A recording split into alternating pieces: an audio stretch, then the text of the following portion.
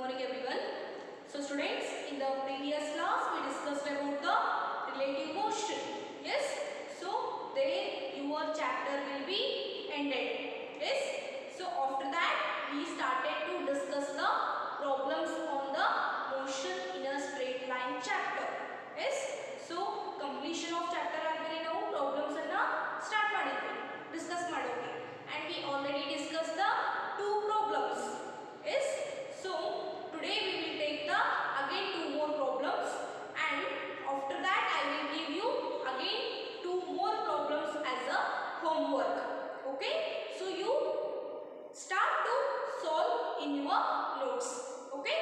Then let us start the third problem. See, this problem is very important. Yes.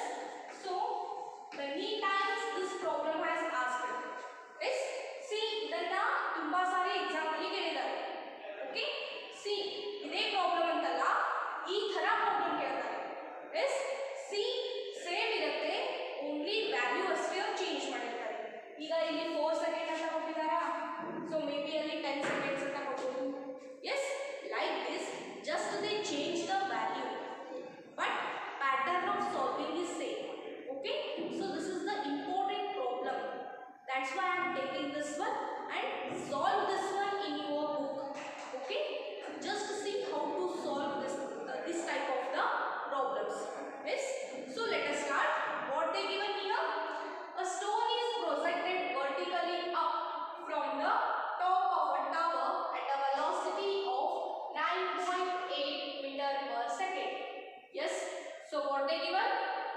So just consider this is the one tower. Yes, this is one tower. So tower means what? See, tower ಅಂದ್ರೆ ಒಂದು building ಅಂತ ನೀವು consider ಮಾಡಿ. Okay. So ಒಂದು building ಇದೆ, ಅದನ್ನೇ ನಾವು ಇಲ್ಲಿ ಟವರ್ ಅಂತ ಕನ್ಸಿಡರ್ ಮಾಡಿದ್ವಿ. Then what happen? ಆ ಟವರ್ ಮೇಲೆ ನೀವು ನಿಂತಿದ್ದೀರಾ. Okay. So now you are here. See tower ಮೇಲೆ ನೀವು ನಿಂತಿದ್ದೀರಾ, and what you will do, you will take the one stone. Yes, ಒಂದು ಸ್ಟೋನ್ ಅಂದ್ರೆ ಒಂದು ಕಲ್ಲನ್ನ ತಗೊಂಡು ನೀವು ಏನು ಮಾಡ್ತೀರಾ, ಹಿಂಗೆ ಮೇಲೆ ಎಸಿತೀರಾ. Yes. So what you will do, just second. See ನಾ ಈಗ ಒಂದು ಬಿಲ್ಡಿಂಗ್ ಮೇಲೆ ನಿಂತಿದ್ದೀನಿ. So what I will do, just I will take the stone. ನಾ ಒಂದು ಸ್ಟೋನ್ ಅನ್ನ ತಗೊಂಡು ಹಿಂಗೆ ಮೇಲೆ ಎಸಿತೀನಿ. ಎಸ್, ನಿಮ್ಗೆ ಆಲ್ರೆಡಿ ನಾನು ಡಿಸ್ಕಷನ್ ಮಾಡಿದ್ದೀನಿ ಗ್ರಾವಿಟಿಯನ್ನ.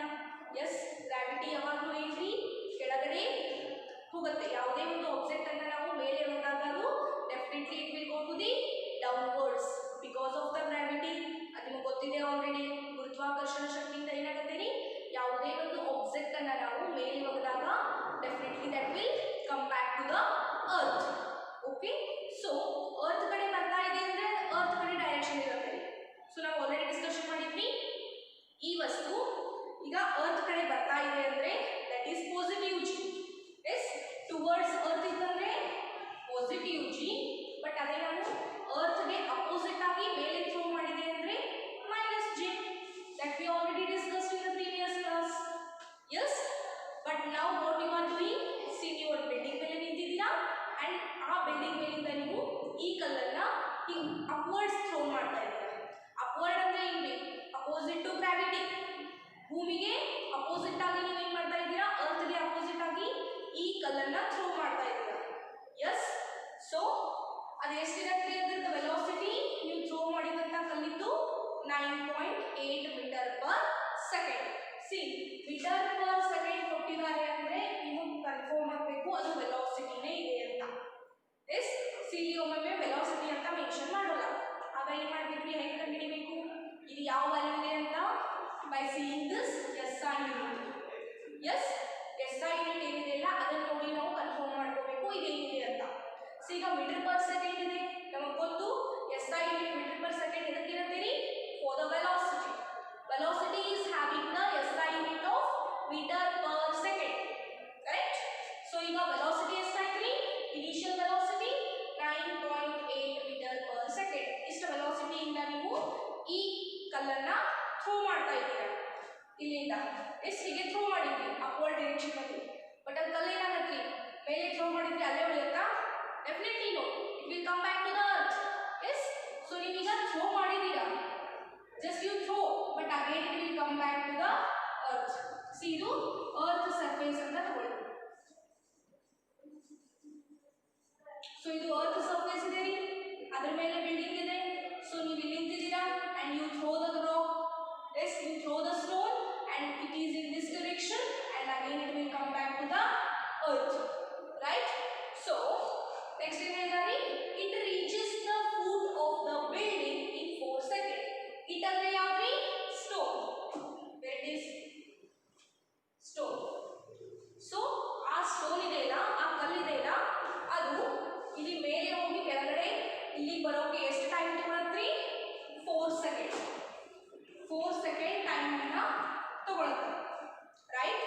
ಸೊ ನೀವು ಒಂದು ಕಲ್ಲನ್ನ ಹೀಗೆ ಹೋಗಿದ್ದೀರಾ, yes, but again it will come back to the earth, yes. So ನಾ ಈಗ ಒಗದೆ ಇದು come back to the earth, yes. ಇದು ಎಷ್ಟು ಟೈಮ್ ತಗೊಳ್ತೀರಿ? 4 ಸೆಕೆಂಡ್, ಎಸ್. ಸೊ ನೀವು ಬಿಲ್ಡಿಂಗ್ ಮೇಲಿಂದ ಯಾವುದೇ ಒಂದು ವಸ್ತುವನ್ನ ಒಗೆದಾಗ ಅದು ಅರ್ತ್ ಅಂಡ್ ಫ್ಲೋರ್ ಅನ್ನ ರೀಚ್ ಮಾಡೋಕೆ 4 ಸೆಕೆಂಡ್ ಟೈಮ್ ತಗೊಳ್ಳುತ್ತೆ, yes. Then what is the height of the tower? So ನಿಮಗೆ ಫೈಂಡ್ ಔಟ್ ಮಾಡೋಕೆ ಹೇಳಿದಾನೆ, ಹೈಟ್ ಆಫ್ ದ ಟವರ್ ಅನ್ನ ಫೈಂಡ್ ಮಾಡಬೇಕು. What is the height of the tower? Yes. So ನಾವು ಏನು ಫೈಂಡ್ ಔಟ್ ಮಾಡಬೇಕು ಈಗ? h ಅನ್ನ. ಸೊ h ಅಂದ್ರೆ ಏನ್ರಿ? Height, yes. Then the velocity of the stone when it reaches the ground, yes. so ಯಾವಾಗ ಅದು ಸ್ಟೋನ್ ಬಂದು ಇಲ್ಲಿ ರೀಚ್ ಆಗುತ್ತಲ್ಲ, ಇದರದ್ದು ವೆಲಾಸಿಟಿ ಅನ್ನ ನಾವೀಗ ಫೈಂಡ್ ಔಟ್ ಮಾಡಬೇಕು. ಅಂಡರ್ಸ್ಟುಡ್? ಇಲ್ಲಿಂದ ನೀವು ಒಂದು ಸ್ಟೋನ್ ಅನ್ನ ಥ್ರೋ ಮಾಡ್ತೀರಾ ಅಪ್ವರ್ಡ್ ಡೈರೆಕ್ಷನ್ ಅಲ್ಲಿ, but again it will come back to the earth surface, yes. So ಅದು ಎಷ್ಟು ವೆಲಾಸಿಟಿ ಇಂದ ಇಲ್ಲಿ ಬಂದು ರೀಚ್ ಆಯಿತು ಅನ್ನೋದನ್ನ ನೀವು ಈಗ ಫೈಂಡ್ ಔಟ್ ಮಾಡಬೇಕು, ಓಕೆ. ದೆನ್ ಆ ಟೈಮ್ ಇಲ್ಲಿ ಬಂದು ರೀಚ್ ಆಗೋಕೆ ಅದು ಟೈಮ್ ಎಷ್ಟು ತಗೊಂಡಿದ್ದೀರಿ? 4 ಸೆಕೆಂಡ್ಸ್. ಸೊ ನೀವೀಗ ಏನು ಫೈಂಡ್ ಔಟ್ ಮಾಡಬೇಕು? ಈ ಬಿಲ್ಡಿಂಗ್ ಹೈಟ್ ಎಷ್ಟಿದೆ, ದಟ್ ಈಸ್ h, ಮತ್ತೆ ಆ ಸ್ಟೋನ್ ಅನ್ನ ಥ್ರೋ ಮಾಡಿದ್ರಲ್ಲ ಅದು ಅರ್ತಿಗೆ ಬಂದು ರೀಚ್ ಆಗೋಕೆ ಎಷ್ಟು ವೆಲಾಸಿಟಿಯಿಂದ ಬಂದು ರೀಚ್ ಆಯಿತು ಅನ್ನೋದನ್ನ ನಾವೀಗ ಫೈಂಡ್ ಔಟ್ ಮಾಡಬೇಕು, okay. So here t rate 4 seconds and let h ಅಂದ್ರೆ ಏನ್ರಿ? height of the tower, yes. so ಅದು ಟವರ್ ಹೈಟ್ ಎಷ್ಟಿದೆ ರೀ? h. then stone projected vertically up. So ನಾವು ಯಾವಾಗ ಈ ಸ್ಟೋನ್ ಅನ್ನ ಅಪ್ವರ್ಡ್ ಹೋಗಿದ್ದೀರಲ್ಲ, ಅಂದ್ರೆ ಅಪೋಸಿಟ್ ಟು ಅರ್ತ್ ಅಂದ್ರೆ -9.8 ನಾವು ಆಲ್ರೆಡಿ ಡಿಸ್ಕಷನ್ ಮಾಡಿದ್ವಿ. ಸೊ ಅದು ಎಕ್ಸಲರೇಷನ್ ಎಷ್ಟಾಯ್ತು? 9.8 ಮೀಟರ್ ಪರ್ ಸೆಕೆಂಡ್ ಸ್ಕ್ವೇರ್. ನಾವು ಆಲ್ರೆಡಿ ಡಿಸ್ಕಷನ್ ಮಾಡಿದ್ವಿ ಎಕ್ಸಲರೇಷನ್ ಡ್ಯೂ ಟು ಗ್ರಾವಿಟಿ ಅಂತ, yes. so now we are throwing upwards means of course it is having the negative sign, that is -9.8 meter per second square. see velocity ಗೆ meter per second ಇರುತ್ತೆ, but acceleration ಗೆ meter per second square ಇರುತ್ತೆ, understood? then initial velocity ಎಷ್ಟಿತ್ತು? so ನೀವು throw ಮಾಡಿದ್ರಲ್ಲ ಅದು ಎಷ್ಟು velocity ಇಂದ ಮೇಲೆ ಹೋಗುತ್ತೆ? that is 9.8 meter per second, yes. see ನಾವು ಇಲ್ಲಿ ಎಲ್ಲಾ ವ್ಯಾಲ್ಯೂ ಅನ್ನು 9.8 ನಲ್ಲಿ ಕನ್ಸಿಡರ್ ಮಾಡ್ತಾ ಇದ್ದೀವಿ, because we are considering with the gravity. see ನಾವು ಎಲ್ಲಾ ವ್ಯಾಲ್ಯೂ ಅನ್ನು that is gravity value, that is 9.8 ಗೆ ಕಂಪೇರ್ ಮಾಡ್ತಾ ಇದ್ದೀವಿ, ಬಿಕಾಸ್ ಇಲ್ಲಿ ಗ್ರಾವಿಟಿ ನಮಗೆ ಮೇನ್ ಇಂಪಾರ್ಟೆಂಟ್. ಯಾಕೆ? see ನಾವು ಯಾವಾಗಾದ್ರೂ ಒಂದು ವಸ್ತುವನ್ನು ಥ್ರೋ ಮಾಡಿದಾಗ ಅದು ಅಗೇನ್ ಅರ್ತ್ ಗೆ ಕಮ್ ಬ್ಯಾಕ್ ಆಗುತ್ತೆ, ಎದಕ್ರಿ? Because of gravity, yes. so we are considering the value in terms of the gravity here, okay. so then the displacement, see ಮೊದಲಿಗೆ ಈಗ ನನ್ನ ಕೈಯಲ್ಲಿ ಇದೆ, yes. so ಇಲ್ಲಿಂದ ಈಗ ನಾನು ಥ್ರೋ ಮಾಡ್ತೀನಿ, ಸೊ ಅದು ಹೈಟ್ ರೀಚ್ ಆಗ್ತೀನಿ, just consider this height, yes. so ನಾನು ಥ್ರೋ ಮಾಡ್ತೀನಿ, ಅದು ಇಲ್ಲಿ ಬಂದು ಮತ್ತೆ ಕೆಳಗಡೆ ಬರುತ್ತೆ.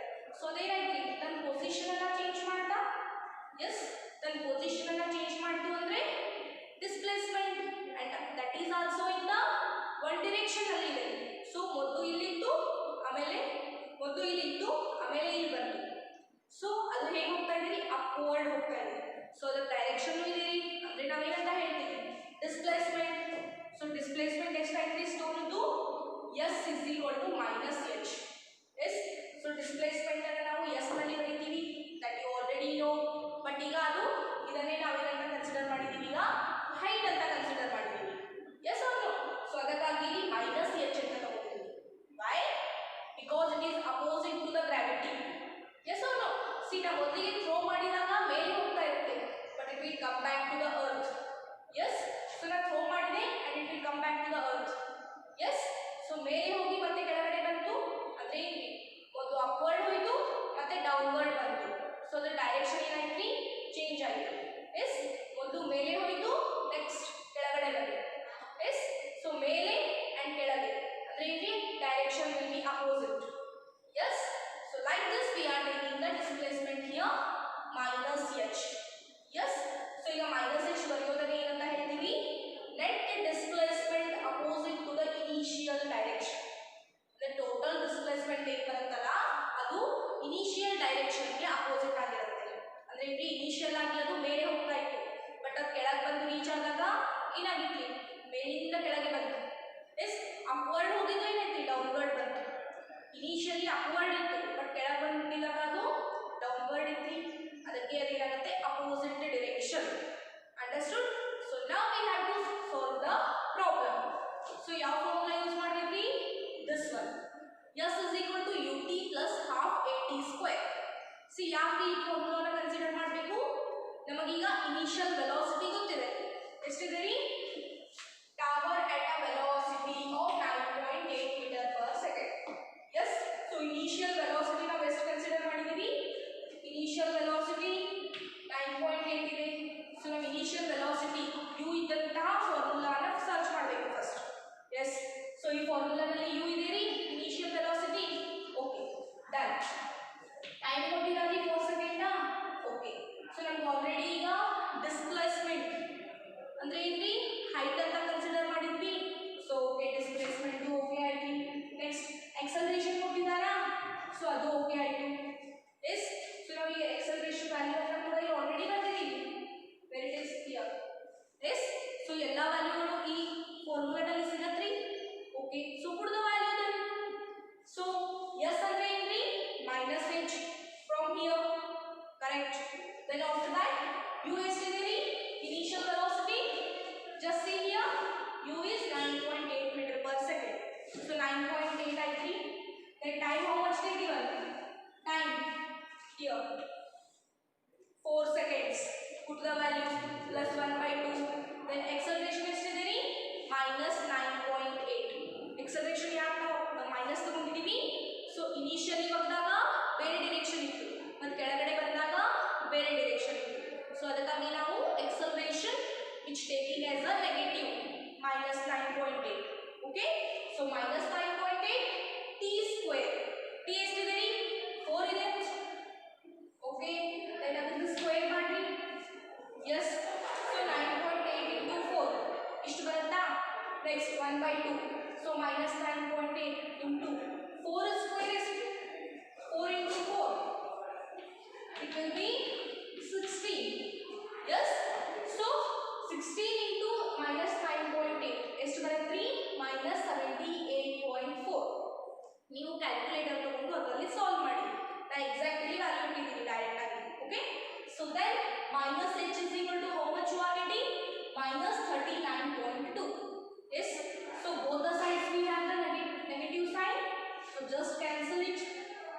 yes, so how much we make, h is equal to 39.2 meter. yes, so h ಅಂದ್ರೆ ಏನ್ರಿ, height of the tower. here we consider no h is the height of tower. so height of the tower ನಾವು ಕಂಡುಹಿಡಿಯೋಕೆ ಹೇಳಿದ್ರು and we already calculated how much it is, 13.2 meter ಇದೆ ಆ building height. understood? then after that we have to find out ಎಷ್ಟು velocity ಇಂದ ಅದು ground ಅನ್ನ reach ಆಗ್ತಾ ಇದೆ. ಸೊ ನಾನು ಈಗ ಒಂದು ಚಾಕ್ಲೇಸ್ ಅನ್ನ ಇಲ್ಲಿ ಬಗ್ಗದೆ ಅಂದ್ರೆ ಅದು ಕೆಳಗಡೆ ಬಂದು ರೀಚ್ ಆಗುತ್ತೆ ರೀ ಗ್ರೌಂಡಿಗೆ.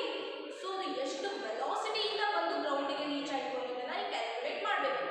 S, so let the stone reaches the ground within the velocity v.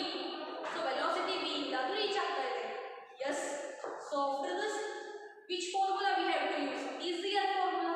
ನಮಗೆ ವೆಲಾಸಿಟಿ ಕಂಡುಹಿಡಿಯಬೇಕಂದ್ರೆ ನಾವು ಯೂಶುವಲಿ ಈ ಫಾರ್ಮುಲಾನ ಯೂಸ್ ಮಾಡ್ತೀವಿ ವೆಲಾಸಿಟಿ ಫೈಂಡ್ ಔಟ್ ಮಾಡೋಕೆ.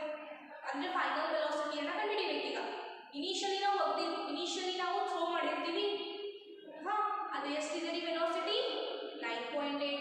ಸೊ ಈಗ ಕೆಳಗಡೆ ಬಂದು ರೀಚ್ ಆಗಿದೆ ಅಂದ್ರೆ ಫೈನಲ್ ವೆಲಾಸಿಟಿ. ಸಿ ನಾವೀಗ ಇನಿಷಿಯಲಿ ಹೋಗ್ತಿದ್ದೀವಿ ಎಷ್ಟು ವೆಲಾಸಿಟಿ ಇಂದ, 9.8. ಮೀಟರ್ ಪರ್ ಸೆಕೆಂಡ್ ವೆಲಾಸಿಟಿಯಿಂದ ಹೋಗ್ತಿದ್ದೀನಿ ಈಗ ಒಂದು ಸ್ಟೋನ್ ಅನ್ನ. ಸೊ ಅದು ಬಂದು ಏನಾಗ್ತೀನಿ ಇಲ್ಲಿ ಬಂದು ಮತ್ತೆ ರೀಚ್ ಆಗುತ್ತೆ. ಎಸ್ ಇನಿಷಿಯಲಿ ಓಕೆ, ಫೈನಲ್ ಬಂದು ಇಲ್ಲಿ ರೀಚ್ ಆಗುತ್ತೆ. ಇದು ಯು ಆದರೆ ಇದು ವಿ ಆಗುತ್ತಾ, that is final velocity. Here you will take final velocity. Yes, so ಅದನ್ನು ನಾವೀಗ ಫೈಂಡ್ ಔಟ್ ಮಾಡ್ತೀವಿ. ಸೊ ನಾವು ಯಾವ ಫಾರ್ಮುಲಾನ ತಗೋತೀವಿ, ಟ್ರಿಗೊನೋಮೆಟ್ರಿಕ್ ಇಕ್ವೇಷನ್ ಯಾವುದನ್ನ ಯೂಸ್ ಮಾಡ್ತೀವಿ, v is equal to u plus at. Yes, so v ಅನ್ನು ಫೈಂಡ್ ಔಟ್ ಮಾಡಬೇಕು. Keep as it is. u ನಿಮಗೆ ಗೊತ್ತಿದೆ 9.8 ಪ್ಲಸ್ a ಗೊತ್ತಿದೆ ಮೈನಸ್ 9.8, ಅಲ್ಲಿ t ಕೊಟ್ಟಿರಲ್ಲ 4. So 9.8 same minus 9.8 into 4 39.2. so minus as it is sign, then v is how much you are getting, minus 29.4 meter per second. ಇದು ಏನಾಯ್ತು final velocity. Okay, so then the negative sign ಏನು indicate ಮಾಡ್ತದ್ರಿ, the velocity direction is opposite to the initial direction. Yes, see ನೋಡಿ, initial ಆಗಿ ಈ direction ಅಲ್ಲಿ ಹೋಗ್ತಾ ಇತ್ತು, ಮೊದಲಿಗೆ ಅದು ಈ ಡೈರೆಕ್ಷನ್ ಅಲ್ಲಿ ಹೋಗ್ತಾ ಇತ್ತು. So initial velocity is having positive direction. ಅದಕ್ಕೆ ಏನ್ರಿ ಯು ಪಾಸಿಟಿವ್ ಇದೆ.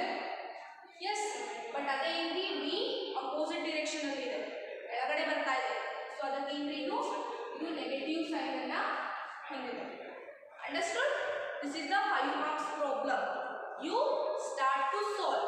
Okay, first you see the video, you will understand it, then later start to solve on your own. We will take the one more problem now. Okay, so students, we already discussed the third problem. Yes, now let us move towards the fourth problem. What is this? See, a car moving along the straight line. So one car is straight line alli move aagta ide. Then from O to Q. Yes, O, here it is O to Q. So ಇಲ್ಲಿವರೆಗೂ ಇದು move ಆಗಿದೆ ಅಂತ ತಿಳ್ಕೊಳ್ಳಿ. Yes, so initial velocity ಏನಾಯ್ತು O, and final ಏನಾಯ್ತು Q ಆಯ್ತು. Okay, then that covers a distance of 360 meter in a 9 second. So the distance ಎಷ್ಟು cover ಮಾಡಿರ್ತೀನಿ, ಇಲ್ಲಿಂದ ಇಲ್ಲಿ 360 meter in 9 second. ಸೊ ಇದೇನಾಯ್ತು T1 ಎಷ್ಟಾಯ್ತು 9 ಸೆಕೆಂಡ್. ದೆನ್ x1 ಎಷ್ಟಾಯ್ತು 360 ಮೀಟರ್ ಆಯ್ತು. Yes, then after that it returns from the P to Q. So ಮೊದಲಿಗೆ ಇದು O to Q ಮೂವ್ ಆಗಿದೆ. ಎಸ್, ಸೊ ಮತ್ತೆ ಏನು ಮಾಡುತ್ತೆ, ಅಲ್ಲಿಂದ ಅದು P ಗೆ ಹೋಗಿರುತ್ತೆ after some time. But again ಏನು ಮಾಡುತ್ತೆ, ಇದು P to Q, P ದಿಂದ ಮತ್ತೆ Q ಗೆ ಮೂವ್ ಆಗುತ್ತೆ. ಎಸ್, ಸೊ ಈಗ ಎಷ್ಟು ಡಿಸ್ಟೆನ್ಸ್ ಕವರ್ ಮಾಡಿದೆ, ಇದು 120 meter in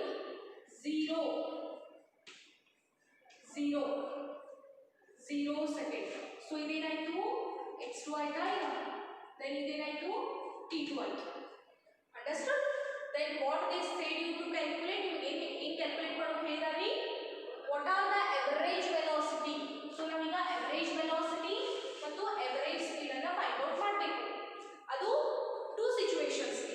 ಫಸ್ಟ್ ಸಿಚುವೇಶನ್ ಏನು, ಫ್ರಮ್ 0 to P, ಅಂದರೆ 0 ದಿಂದ P ಇದೆಯಲ್ಲ ಅದರದ್ದು ನಾವು ಎವರೇಜ್ ವೆಲಾಸಿಟಿ ಮತ್ತು ಎವರೇಜ್ ಸ್ಪೀಡ್ ಅನ್ನು ಫೈಂಡ್ ಔಟ್ ಮಾಡಬೇಕು.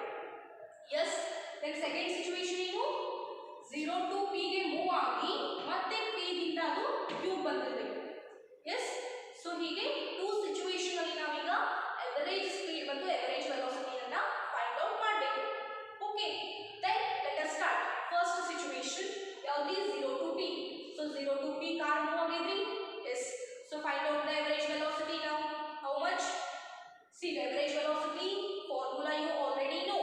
What is the formula of the average velocity? That is x2 minus x1. x2 is the final distance, x1 is the initial distance, and t2 is the final time, and t1 is the initial time.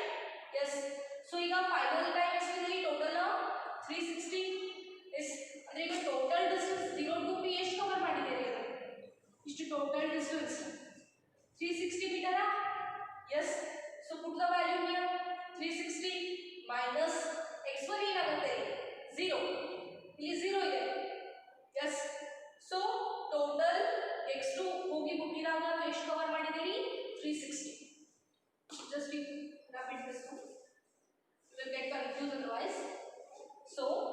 Total 0 to p ಮುಟ್ಟಿದ್ದು ಎಷ್ಟು distance ಅನ್ನು cover ಮಾಡಿದೆ 360 meters. Put the value minus initial ಆಗಿ ಎಷ್ಟಿತ್ತು 0 ಇತ್ತು ಅದರದ್ದು is this o ಮೇಲೆ so 0 total time ಎಷ್ಟಿದೆ 9 seconds. yes 9 seconds minus 0 is 9 ones are 9 fours are is 9 ones are 9 fours are. So how much it will become 40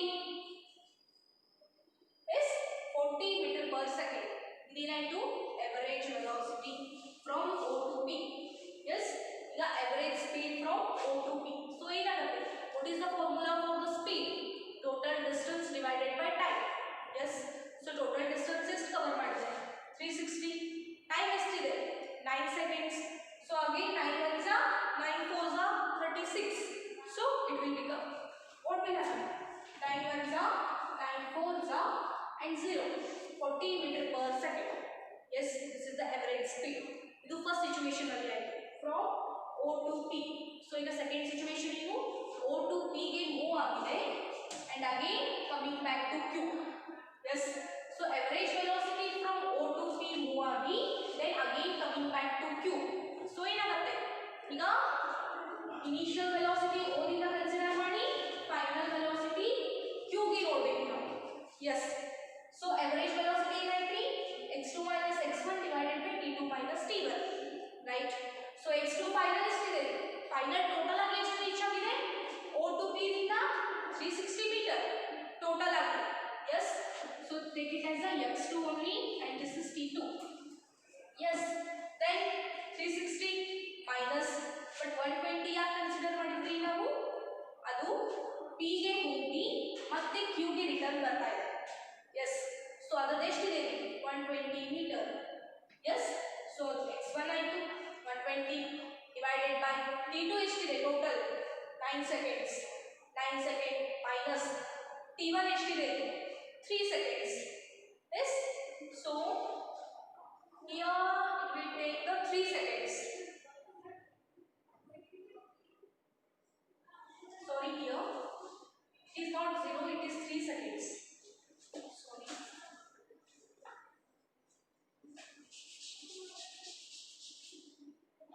yes so it is 3 seconds. ಅದು P ದಿಂದ Q ಗೆ move ಆಗಬೇಕಾದ್ರೆ ಎಷ್ಟು time ತಗೊಂಡಿದ್ದೀವಿ 3 seconds. ಇಲ್ಲಿ 3 seconds ತಗೊಳ್ಳಿ 3 seconds ಮತ್ತು ಎಷ್ಟು ಡಿಸ್ಟೆನ್ಸ್ ಅನ್ನು ಕವರ್ ಮಾಡಿದೆ 120 metre. yes so put the value there x2 360 minus here x1 is 120 t2 is 9 t1 is 3. so ಏನಾಯ್ತು 360 ನಲ್ಲಿ 120 ಹೋದ್ರೆ 240 divided by 6 so 6 ones are 6 fours are so as it is 0 40 meter per second. yes then average speed ಏನಾಗುತ್ತೆ ಮೊದಲಿಗೆ O ದಿಂದ P ಗೆ move ಆಗಿದೆ OP plus ಮತ್ತೆ P ದಿಂದ Q ಬಂದಿದೆ ರಿಟರ್ನ್ OP ಪ್ಲಸ್ PQ ಅಂದ್ರೆ ನಮಗೆ ಏನು ಬರುತ್ತೆ ಟೋಟಲ್ ಸ್ಪೀಡ್ ಬರುತ್ತೆ. yes ಅಂದ್ರೆ ಇಲ್ಲಿ ನೀವು ಇಲ್ಲಿಂದ ಫಸ್ಟ್ ಅಲ್ಲಿಂದ ಚಿಕ್ಕೋಡಿಗೆ ಹೋಗೋದು. yes ಚಿಕ್ಕೋಡಿಗೆ ಹೋಗಿ ನೆಕ್ಸ್ಟ್ ಅಲ್ಲಿಂದ ಬೆಳಗಾವಿಗೆ ಹೋಗೋದು ಮತ್ತೆ ಬೆಳಗಾವಿಯಿಂದ ನೀವು ಏನು ಮಾಡ್ತೀರಾ ಚಿಕ್ಕೋಡಿಗೆ ರಿಟರ್ನ್ ಹೋಗೋದು. yes so ಏನೇನು ಕನ್ಸಿಡರ್ ಮಾಡ್ತೀವಿ ಫಸ್ಟ್ ಅಥಣಿದಿಂದ ಬೆಳಗಾವಿಗೆ ಹೋಗಿದ್ದು ಡಿಸ್ಟೆನ್ಸ್ ಪ್ಲಸ್ ಮತ್ತೆ ಬೆಳಗಾವಿಯಿಂದ ಚಿಕ್ಕೋಡಿಗೆ ಬಂದಿದ್ದು distance. Understood like this. So time ಏನಾಗುತ್ತೆ t2 plus t1 so OP ಎಷ್ಟಿದೆ ರೀ 360 ಟೋಟಲ್ ಅಥಣಿಯಿಂದ ಬೆಳಗಾವಿಗೆ ಹೋದಾಗ. yes that is t2 how much it is 9 t1 ಎಷ್ಟಿದೆ ಮತ್ತೆ ಬೆಳಗಾವಿಯಿಂದ ಚಿಕ್ಕೋಡಿಗೆ ಬಂದಿದ್ದು so P ದಿಂದ Q ಬಂದಿದ್ದು ಎಷ್ಟಿದೆ 3 seconds. put the value there then how much you will get 480 divided by 12 that is 40 meter per second. understood like this we have to solve the problem average speed. understood so we discussed the numerical problems on the chapter that is motion in a straight line. yes so again I will give you the 2 more problems so start to solve in your book. okay so from the next class we will start the next lesson that is motion in a plane.